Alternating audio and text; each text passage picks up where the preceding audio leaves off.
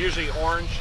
They're like an ice pick type thing that you put the sleeves of the coat and they hang out. So if you go through the ice, you can just actually just pull them out and go ahead and just come up to the edge. And what you can do is just use them to stick in the ice. You can actually pull yourself up out. Then once you get out of the ice, don't get up onto your hands and knees.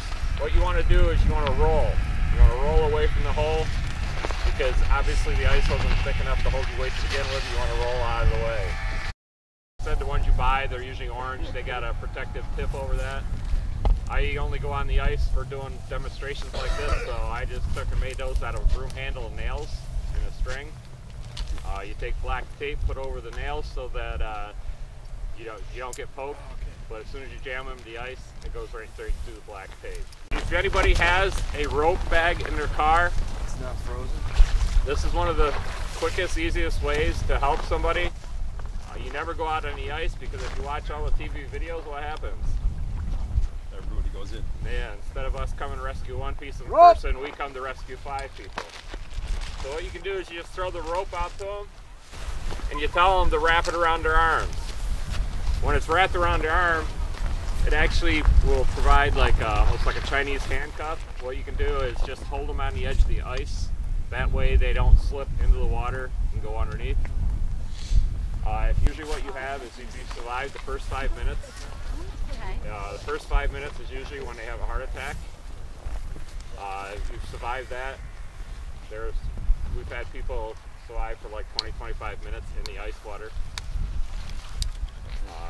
Once you get them out of the water, you got to treat them with kit gloves because just standing them up and moving with the shore, you can actually cause them to have a heart attack. We will now stand them up. We will take them off on a stretcher or something like that if it's safe ice, or we'll take them on a sled off the ice.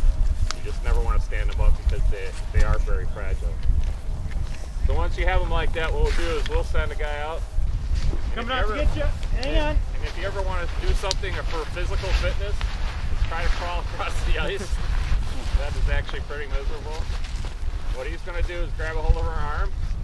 He's going to slide, it's actually a pool noodle. He's going to slide it up over her arm or up over her shoulder. He's never going to let go of her. He's going to get it wrapped around.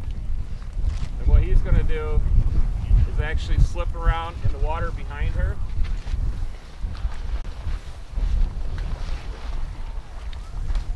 He's going to have the guys tension the rope for him. Rope. Then what he's actually going to do is he'll actually reach his hand down and he'll actually grab underneath somebody, the groin area, and actually just pull out and up because usually their feet and our legs will go underneath the ice. Rope, pull.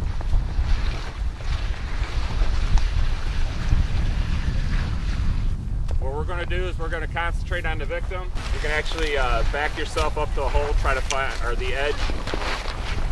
Try to kick your way out. Just like the other thing, is just roll away from the hole. It's a little easier for us because we're wearing life vests, so we're up a little higher, so you're going to work a little harder. But if you go through the ice, do something quick. Do not wait to be rescued. Try to rescue yourself because within 5 minutes, you're going to start losing feeling. You're going to start losing all your dexterity in your hands, your legs. You're not going to be able to move that well. So you want to react instantly and start trying to do your own rescue in 5 minutes. If anybody's with you, have them go call for help and we'll be on our way.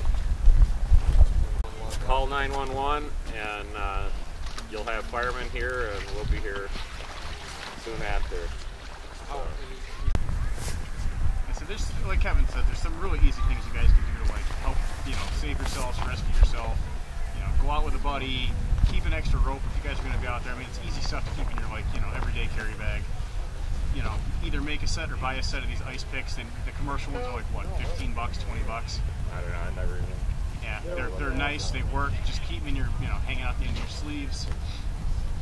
And just be safe. Make sure the ice is thick enough. One thing that we highly recommend, like we're all in bigger PFDs.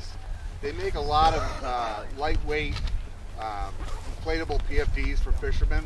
They just go right around you. Yeah. Automatic deployed. weight, so as soon as you hit the water, they go off. And they're well worth it, especially on the thinner ice. You don't always have such a nice, I mean, I had a nice, corner to back myself into and roll on it. That's easy. It's someplace where you broke through, and especially on thin ice, you might roll through and keep breaking through, but at least make sure you know what direction you're going to. Don't just panic and start swimming one direction. I mean, pick the closest, direction to shore safety also. And also you can go towards where you came out, because obviously it was safe until you got to that point. So the ice was sticking up to hold your weight until you get to that point. So you might want to go that way. So stay low, spread your weight out.